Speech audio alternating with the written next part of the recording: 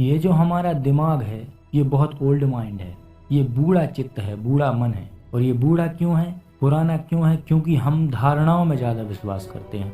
हमें सदियों से ये बताया गया है कि जो चीज़ आपको मिल रही है, जो आपको मिला है या जो मिलेगा, उसमें संतुष्ट होना सीखो। हमेशा संतुष्ट रहो और अपनी ज़िंदगी को चुपचाप से जियो। ये हमें सदियों से बताया जा रहा है।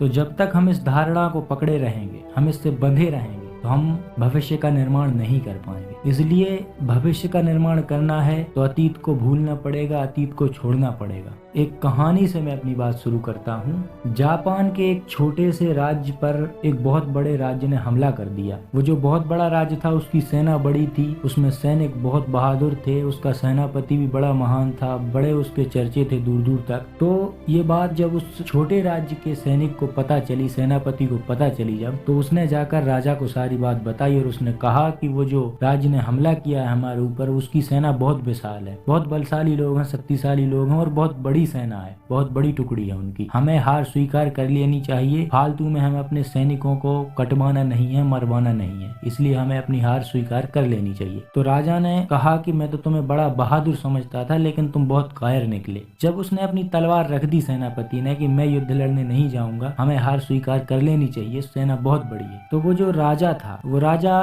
हमेशा कोई ना कोई काम करने से पहले उस गांव में जो फकीर था उस फकीर से सलाह लेता था। तो हर बार की तरह वो इस बार भी उस फकीर के पास पहुंचा और सारी बात उसको बताई। जब उसको बताया तो उस फकीर ने कहा कि वो जो तुम्हारा सेनापति है उसको तुरंत कारागृह में डाल दो, क्योंकि इसने मान लिया है कि हार निश्चित है, तो हार फिर निश्चित होगी, क्योंकि इसने मान लिया है। हम जैसा सोचते हैं हमारा मन, हमारा चित्त वैसा काम करने लगता है, क्योंकि इसने अकेले सोचा है और यही बात ये जाकर बताएगा सैनिकों को, बाकी लोगों को, तो सब इस बात को मान लेंगे तो हार सुनिश्चित हो जाएगी। तो उस फकीर ने कहा कि मैं युद्ध लड़ने जाऊंगा, मैं आपकी सेना का नेतृत्व करूंगा, मैं सेनापति बनकर जाऊंगा। इस बात पर राजा को थोड़ी सी हैरानी हुई, क्योंकि फकीर आदमी फकीर था, न कभी घोड़े पर बैठा था, न कभी तलवार उठाई थी, लेकिन फिर भी राजा ने हमेशा उससे सलाह ली थी, तो इस बार भी उसकी बात मान ली और कहा कि ठीक है। उसके बाद जब सुबह हुई तो वो फकीर अपनी सेना को लेकर के पहुंचा। जब युद्ध लड़ने जा रहा था तो बीच रास्ते में एक नदी थी, उसके इस पार एक मंदिर था। तो उसने कहा अपनी सेना से कि हम जरा भगवान का स्मरण कर लें, उनको याद कर लें, उनसे आशीर्वाद ले लें, उसके बाद हम आगे बढ़ेंगे। उसने कहा कि भगवान की क्या मर्जी है, हम जरा वो भी जान लें।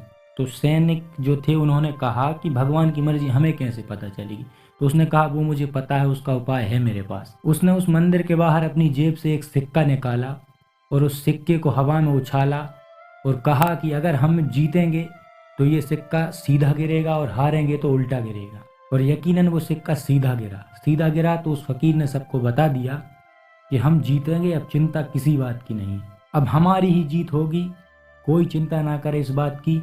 अपना युद्ध पूरी ईमानदारी से और पूरे कौशल के साथ हम लड़ेंगे और हम जीतेंगे, भगवान की भी यही मर्जी है। इस आस्था के साथ वो लोग गए और युद्ध लड़े। और 8 दिन बाद जब वो वहाँ से लौटे युद्ध जीत कर, तो उसी मंदिर के सामने से गुजर रहे थे। तो सैनिकों ने कहा कि अब भगवान को धन्यवाद कर दो। तो उस फकीर ने कहा कि धन्यवाद कैसा? तो उन्होंने कहा क्यों नहीं करोगे, भगवान ने बता दिया था कि तुम जीतोगे, युद्ध जीत कर आओगे। तो उस फकीर ने कहा कि चलो ठीक है, मैं तुम्हें बता ही देता हूँ कि आखिर इसके पीछे का राज क्या है। तो उसने वो सिक्का अपनी जेब से निकाल कर बता दिया कि इसमें दोनों तरफ ये सीधा है, उल्टा किसी तरफ है ही नहीं। यानी कि वो पूरा जाल उसी ने बुना था, उसी फकीर ने, उसी ने बता दिया था कि हम जीतेंगे, सिक्का सीधा गिरा है, जबकि वो सिक्का दोनों तरफ एक ही था। उसने उस दिमाग में, उनके मन में, उनके चित्त में वो बीज बो दिया था कि हम जीतेंगे। तो वो उस उत्साह के साथ लड़े युद्ध और जीत कर आए। तो सारा खेल हमारे मन का है, हम अगर मान लें तो हार है और ठान लें तो जीत है। जिस तरीके से हम सोचने लगते हैं उस तरीके से हमारा मन, हमारा दिमाग काम करने लगता है। तो अगर भविष्य का निर्माण करना है तो अतीत को छोड़ना ही पड़ेगा। अगर कुछ सृजन करना है तो अतीत को छोड़ना पड़ेगा।